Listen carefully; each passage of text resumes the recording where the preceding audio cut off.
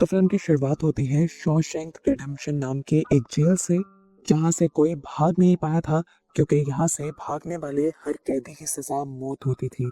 Scene cut होकर हमें court में एंडी नाम के एक बैंकर को दिखाया जाता है, जिसे उसके वाइफ और वाइफ के दोस्त के मर्डर के इल्जाम में उम्र कैद की सजा सुना दी गई थी। हालांकि एंडी बेगुनाह था, लेकिन उसके पास कोई सबूत नहीं था। सजा काटने के लिए उसे शॉशैंक रिडेम्पशन जेल में ही भेजा जाता है, जहां पर उसके साथ बहुत से और कैदी भी आते हैं और पुराने कैदी इन्हें देखकर शर्त लगाते हैं कि आज इस जेल में सबसे पहले कौन रोएगा। रेड नाम के एक कैदी ने शर्त लगाई थी कि एंडी ही सबसे पहले रोएगा, क्योंकि वो अमीर और मासूम लग रहा था। रात में सभी कैदी अपने सेल के अंदर चले जाते हैं और पुराने कैदी जोर जोर से शोर मचाकर उन्हें डराने की कोशिश करते हैं। काफी सारे कैदी रोने लग जाते हैं, पर एंडी नहीं रोता, और ये देखकर रेड हैरान हो जाता है। उसका अंदाजा गलत था कि एंडी मासूम था, बल्कि एंडी तो बहुत ही ज्यादा स्ट्रॉन्ग आदमी था। सुबह नाश्ते के वक्त एंडी यहाँ के सबसे पुराने कैदी से इस जेल के रूल्स और कैदियों के बारे में पूछता है, तो वो सब बताते हुए एक काम के बाद ये भी बताता है कि रेड इस जेल का इकलौता ऐसा इंसान है जो बाहर से तुम्हें कुछ भी मंगवा कर दे सकता है। इसीलिए कुछ देर बाद वो रेड के पास जाता है और रेड उसके कुछ भी कहने से पहले उसे ये बता देता है कि मैं ऐसा कुछ भी मंगवा कर नहीं देता जो जेल से भागने में काम आए या किसी को मारने में। एंडी एक हथौड़ी मंगवाना चाहता था। वो कहता है, फिक्र मत करो, मैं किसी का सर नहीं फाड़ूंगा, क्योंकि मेरा यहाँ पर कोई दुश्मन ही नहीं है। पर रेड उसे अलर्ट करते हुए कहता है, बहुत ही जल्दी दुश्मन भी बन जाएंगे, क्योंकि उसे पता था कि एंडी के यहाँ आते ही कुछ पुराने कैदी उस पर नजर रखे हुए थे, जो सच में कुछ देर बाद एंडी को मारते हुए एक सुनसान जगह पर ले जाते हैं और उसे अब्यूज करते हैं। दूसरी तरफ रेड ने उसके लिए हथौड़ा भी मंगवा दिया था, लेकिन ये इतना छोटा सा था कि रेड भी उसे देखकर हंसने लगा और उसने सोचा कि एंडी अगर इससे सुरंग खोदने का भी सोच रहा है, तो इस इतनी छोटी सी हथौड़ी से सुरंग को पूरा तोड़ने में भी तकरीबन 600 साल ही लग जाएंगे। खैर, उसे तो कोई प्रॉब्लम नहीं थी। वो ब्रुक्स यानी उसी ओल्ड आदमी के जरिए एंडी के पास वो हथौड़ी भिजवा देता है। एंडी को उस हथौड़े की क्या जरूरत थी ये नहीं दिखाया जाता। वक्त गुजरता रहता है, वो बुरे लोग एंडी को बार बार अपना शिकार बनाते रहते हैं, पर एंडी ना तो किसी को कुछ बताता है और ना ही किसी से कभी बदतमीजी करता है। ऐसे ही 2 साल बाद एक दिन ऐलान होता है कि कुछ कैदियों को छत की मुरम्मत करनी है, जिसके लिए एंडी को भी चुना जाता है। एंडी और उसके सभी साथी जब काम कर रहे होते हैं, तब एंडी हैंगले नाम की एक ऑफिसर की बातें सुनता है। वो दूसरे ऑफिसर को बता रहा था कि मेरा भाई मर चुका है और उसके पास बहुत सारे पैसे हैं, जो अब है तो मेरे ही, पर अगर मैं उसे बैंक से निकलवाता हूँ या अपने अकाउंट में ट्रांसफर करता हूँ तो मुझे $30,000 का टैक्स देना पड़ेगा। एंडी उनकी ये बातें गौर से सुन रहा होता है और फिर ऑफिसर के पास जाकर उनसे पूछता है कि आप अपनी वाइफ पर ट्रस्ट करते हैं। ये सवाल ऐसा था कि ऑफिसर को कुछ समझ नहीं आया और वो गुस्से से एंडी को मारने लगा। वो तो एंडी को छत से गिराने भी लगा था, पर फौरन ही एंडी ने बोल दिया कि अगर आप अपनी वाइफ पर ट्रस्ट करते हैं तो वो पैसे आप अपनी वाइफ के अकाउंट में ट्रांसफर कर सकते हैं। अमेरिकन लॉ के मुताबिक जो पैसे आप अपनी वाइफ को गिफ्ट करेंगे उस पर आपको टैक्स नहीं लगेगा। इसके लिए थोड़ी बहुत जो डॉक्यूमेंटेशन है वो मैं आपको करवा कर दे सकता हूँ, लेकिन अगर आप बाहर के किसी लॉयर से काम करवाएंगे तो वो आपसे हजारों डॉलर्स चार्ज कर लेंगे। लेकिन क्योंकि मैं बैंकर हूँ, मुझे सब पता है। हैरान होकर हैंगली पूछता है कि तुम्हें इसके बदले में क्या चाहिए। एंडी कहता है, कुछ भी नहीं। वो तो यहाँ से बाहर जाने की मांग भी नहीं करता, वो बस कहता है कि इसके बदले आप मेरे दोस्तों को बियर पिला दीजिएगा, क्योंकि जेल में कैदियों को बियर पीने की इजाजत नहीं थी। अगले दिन दिखाया जाता है कि एंडी के सभी दोस्त बैठकर बियर पी रहे थे और एंडी से बहुत ज्यादा खुश भी थे, यानी एंडी ने हैंगले का काम अच्छे से कर दिया था। वक्त ऐसे ही गुजरता है और इस दौरान एंडी और रेड की दोस्ती काफी ज्यादा गहरी हो जाती है। एक दिन जब ये लोग जेल में फिल्म देख रहे होते हैं, तब एंडी रेड से कहता है कि मुझे इस एक्ट्रेस का एक बहुत बड़ा पोस्टर चाहिए। फिल्म देखने के बाद जब एंडी अपने रूम की तरफ जा रहा होता है, तो दोबारा वो तीनों लोग एंडी को पकड़ लेते हैं, पर अब एंडी में काफी हिम्मत आ चुकी थी। वो इनको अपने साथ कुछ गलत नहीं करने देता और इस चीज से इन तीनों को बहुत ज्यादा गुस्सा आ जाता है और वो एंडी को इतना ज्यादा मारते हैं कि एंडी अगले 1 महीने के लिए हॉस्पिटल में एडमिट हो जाता है। जिसने एंडी को मारा था उसको भी 1 हफ्ते के लिए काल कोठरी में बंद किया गया था। पर जब ये बात ऑफिसर हेनरी को पता चली तो उन्हें बहुत ज्यादा गुस्सा आया उस आदमी पर, क्योंकि एंडी ने उनका बहुत ज्यादा फायदा किया था, इसलिए एंडी उन्हें पसंद था। एंडी का बदला लेने के लिए वो उस आदमी को इतना ज्यादा मारते हैं, इतना मारते हैं कि वो पैरालाइज हो जाता है। 1 महीने बाद एंडी भी जब अपने सेल में वापस आता है तो उसे रेड वेलकम गिफ्ट के तौर पर उसी एक्ट्रेस का पोस्टर देता है जिसे उसने मांगा था। अभी वो ये सब कुछ सेट ही कर रहा था कि यहाँ पर इन्वेस्टिगेशन के लिए वार्डन आ जाता है। वार्डन एंडी के पूरे सेल की तलाशी लेता है पर उन्हें कुछ भी नहीं मिलता। इस टाइम एंडी ने बस अपने हाथ में बाइबल पकड़ी हुई थी, जिस बाइबल को भी पहले वार्डन बाहर ले जाते हैं और फिर वापस आकर एंडी को वापस कर देते हैं। एंडी की रूम की तलाशी लेना सिर्फ एक बहाना था। असल में वार्डन खुद एंडी से मिलना चाहते थे क्योंकि उन्हें पता चला था कि उसने किस तरह से हैंडली के पैसे बचाए हैं और वो अब अपने भी कुछ काम एंडी से करवाना चाहते थे। वार्डन एंडी को लाइब्रेरियन इंचार्ज भी बना देता है और इस दौरान बहुत से ऑफिसर्स आकर अपने मुश्किल मुश्किल काम एंडी से हल करवाते हैं। एंडी पूरे जेल में मशहूर होने लगता है। उसके पास जेल में भी बहुत ज्यादा काम आने लग जाता है कि उसे एक असिस्टेंट की जरूरत पड़ जाती है और वो यहाँ पर रेड को अपना असिस्टेंट रखता है। दिन ऐसे ही गुजरते हैं और सबसे बूढ़ा कैदी ब्रुक्स, जो कि एंडी और रेड का अच्छा दोस्त भी था, उसके कैद से छूटने के दिन आ जाते हैं। वो बहुत ज्यादा उदास था क्योंकि इस कैद में रहते हुए उसे 50 साल गुजर गए थे और वो अब बाहर नहीं जाना चाहता था। इसीलिए वो एक कैदी के गले पर चाकू रख देता है ताकि ये लोग एक आदमी को मारने के इल्जाम में दोबारा उसे जेल में ही रखते, पर फिर भी उसे जेल से बाहर निकाल दिया जाता है। उसकी ये सजा भी माफ कर दी जाती है। ना चाहते हुए भी ब्रुक्स को जेल के बाहर आज़ादी की जिंदगी गुजारनी पड़ती है, लेकिन इतने साल बाद ये आज़ादी उसे बिल्कुल भी अच्छी नहीं लग रही थी। उसे डर लगता था। बाहर की दुनिया उसकी सोच से ज्यादा तेज हो गई थी और इस तेजी वाली दुनिया में वो इतना घबरा जाता है कि एक दिन सुसाइड कर लेता है। पर सुसाइड करने से पहले उसने एंटी और रेड के लिए लेटर भी लिखे थे जिन्हें रिसीव कर ये दोनों बहुत ज्यादा दुखी होते हैं। दूसरी तरफ जेल में हमें दिखाया जाता है कि वार्डन ने एक नया फैसला लिया था। वो जेल के कैदियों को बाहर ले जाकर काम करवाना चाहता था, इसलिए उसने बहुत सारे कॉन्ट्रैक्ट भी ले लिए थे कैदियों को, क्योंकि उसे मजदूरी नहीं देनी पड़ती थी। इसलिए वो हर कॉन्ट्रैक्ट से बहुत सारे पैसे कमा लेता है और बचा भी लेता है। पर सब जानते थे कि ये वाले उसके पैसे ब्लैक मनी थे जो उसने कैदियों से काम करवा कर कमाए थे। पर वो जानता था कि ब्लैक मनी को अवॉइड करने के लिए जेल में उसके पास एंडी है। वार्डन की इस हरकत की वजह से शहर में जो नॉर्मल मजदूर थे वो भूखे मरने लगे थे क्योंकि वार्डन बहुत सस्ते में सबके कॉन्ट्रैक्ट्स लेने लगा था और लोकल लेबर को अब काम नहीं मिल रहा था। इधर एंडी वार्डन के सारे पैसे एक ऐसे आदमी के नाम पर जमा करने लग जाता है जो मर चुका था।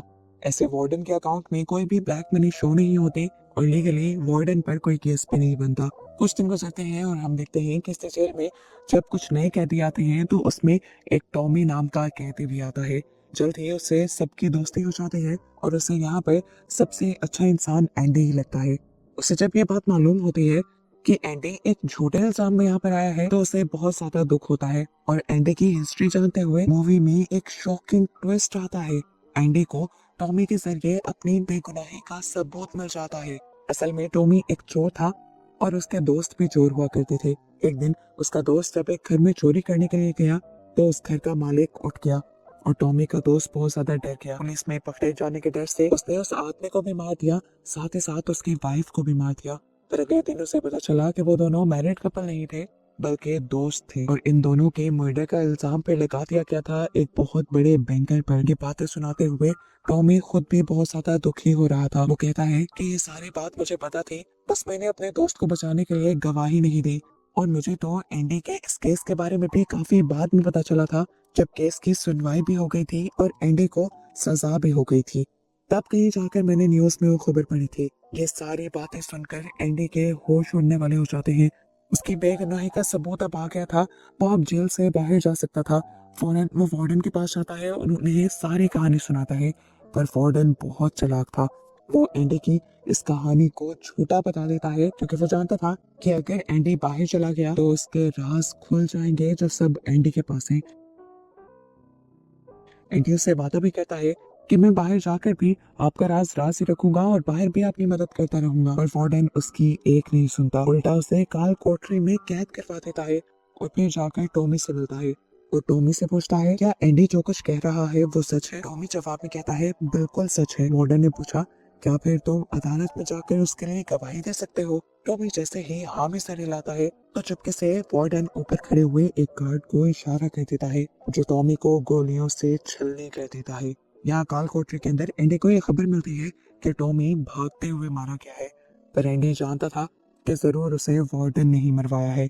इसका गुस्सा वो वार्डन के ऊपर उतार देता है जब वार्डन उसे मिलने के लिए आता है, और इस सब के चक्कर में वार्डन एक और मर्तबा उसे 1 महीने के लिए काल कोठरी में और बंद रहने का ऑर्डर दे देता है। अब सारे कैदियों में भी ये खबर फैल चुकी थी कि एंडी बेकसूर सजा काट रहा है, और सभी को एंडी के लिए बहुत बुरा लगता है। खैर 2 महीने कट जाते हैं किसी तरह, और एंडी काल कोठरी से बाहर आ जाता है और सबसे पहले रेड से मिलता है। वो रेड से सवाल करता है कि क्या तुम कभी इस जेल से बाहर निकल पाओगे। रेड कहता है हाँ, लेकिन तब जब मैं बहुत ज्यादा बूढ़ा हो चुका हूँ। अब एंडी खुद बोलना शुरू करता है और कहता है कि मैं यहाँ से निकलकर मेक्सिको जाऊंगा। वहां पर एक बहुत ही खूबसूरत सी जगह है जहाँ जाकर हमेशा मुझे ऐसा लगता है कि वो जन्नत का एक टुकड़ा है। वापस आने का मेरा दिल नहीं करता। वहां पर मैं एक रिसोर्ट बनाऊंगा और एक पुरानी सी यॉट लेकर उसे ठीक करूंगा जुगाड़ू तरीके से, जैसे तुम जुगाड़ करके इस जेल के अंदर चीजें मंगवाते हो। ये दोनों हंसने लग जाते हैं, और हंसते हंसते रेड सीरियस होकर उसे कहता है तुम गलत उम्मीदें लगा रहे हो, उम्मीदें इंसान को पागल कर देती हैं।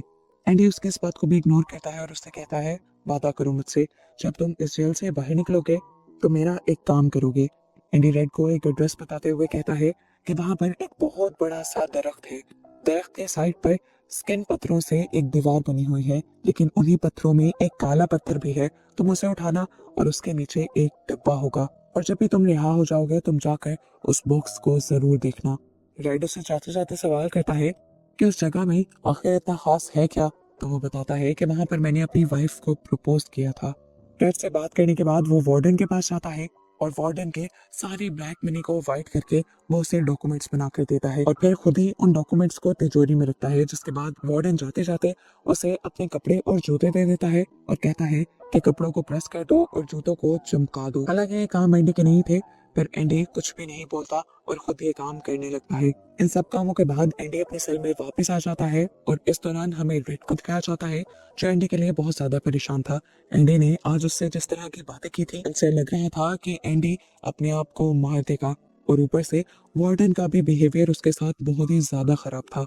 मुश्किल से इन सबके रात गुजरती है, और सुबह होते ही इन सबके सेल के दरवाजे खुल जाते हैं। सारे कैदी बाहर आ जाते हैं सिवाय एंडी के, और यहाँ रेड और भी ज्यादा घबरा जाता है। रात से ही उसे लग रहा था कि कुछ तो गड़बड़ जरूर होगी। इस जेल की हिस्ट्री में भी ऐसा पहली मर्तबा हो रहा था कि कोई कैदी सुबह को अपने सेल से बाहर नहीं निकला था। गार्ड्स जाकर एंडी का सेल चेक करते हैं और घबराते हुए वापस आ जाते हैं। दूसरी तरफ हमें वार्डन को दिखाया जाता है जो तैयार होने के बाद जैसे ही अपने जूते पहनने लगता है तो उसके जूतों के डब्बे में एंडी के पुराने जूते होते हैं, और ये देखते ही वार्डन पागल हुआ इन लोगों के सेल की तरफ बढ़ने लगता है। पूरे जेल में अलार्म्स बजा दिए जाते हैं, और ये अलार्म पहली मर्तबा यहाँ का कोई भी कैदी सुन रहा था। ये अलार्म किसी कैदी के भाग जाने का अलार्म था। वार्डन भी एंडी के सेल में जाता है तो देखता है कि वहाँ एंडी नहीं है। वो फौरन से रेड को बुलाता है क्योंकि रेड एंडी का बहुत अच्छा दोस्त था। उससे पूछता है बताओ एंडी कहाँ है। रेड के पास भी कोई जवाब नहीं था, तो वार्डन गुस्सा हो गया कि वो एक इंसान था, हवा थोड़ी जो उड़ के चला गया, उसे आसमान खा गया है या जमीन निकल गई है। उस समय वार्डन यहाँ पर पड़े हुए कुछ पत्थरों को उठाकर गार्ड और रेड को मारने लग जाता है, और कुछ पत्थर वो दीवार पर भी मारता है, और पत्थर दीवार पर लगकर नीचे गिरने के बजाय एक पोस्टर को फाड़ देता है। ये लोग पोस्टर हटाकर देखते हैं तो वहां पर एक पूरी टनल बनी हुई थी। ये देखकर रेड हैरान परेशान हो गया था। वो जानता था कि ये काम उसने उसी छोटे से हथौड़ी से किया होगा। एंडी हमेशा से उसकी सोच से बहुत डिफरेंट निकलता था। खैर अब हमें एंडी के साइड की स्टोरी दिखाई जाती है कि किस तरह एंडी इस जेल से बाहर निकला था। एंडी उस छोटी सी हथौड़ी से हमेशा उस दीवार को खोदता रहता था। उसने ये काम बहुत ही सफाई और बारीकी से किया था। हर रोज वो वहां से निकलने वाली मिट्टी को वहीं पर नहीं छोड़ता था, बल्कि अपनी पॉकेट्स में डालकर बाहर बिखेर देता था। आहिस्ता आहिस्ता उसकी मेहनत रंग लाई और उसने पूरी सुरंग बना ली।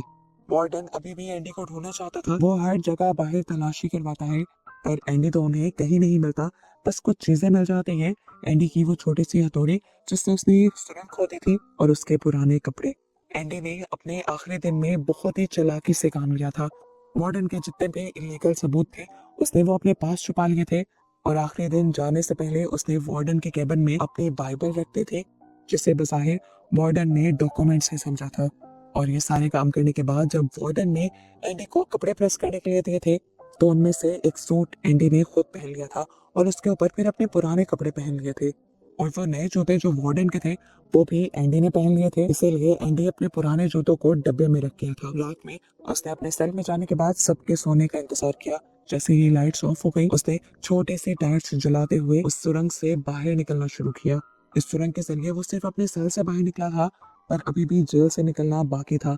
बाहर जाकर उसने एक सीवरेज होल को खोला और 2 किलोमीटर के इस बड़े सीवरेज होल के जरिए वो आखिर इस जेल से बाहर निकलकर भाग गया। फाइनली अब हमें आजाद हुए एंडी को दिखाया जाता है, जो सुबह होते ही उस बैंक में जाता है जहाँ पर वार्डन का ब्लैक मनी का अकाउंट था। सारे डॉक्यूमेंट्स क्योंकि एंडी के पास थे और सब तरीके भी एंडी को पता थे, तो एंडी बड़ी ही चालाकी से वार्डन के सारे पैसे अपने अकाउंट में ट्रांसफर कर लेता है, जिसका किसी को शक भी नहीं होता। ये सारी प्लानिंग असल में एंडी ने जेल के पहले दिन से ही शुरू कर दी थी।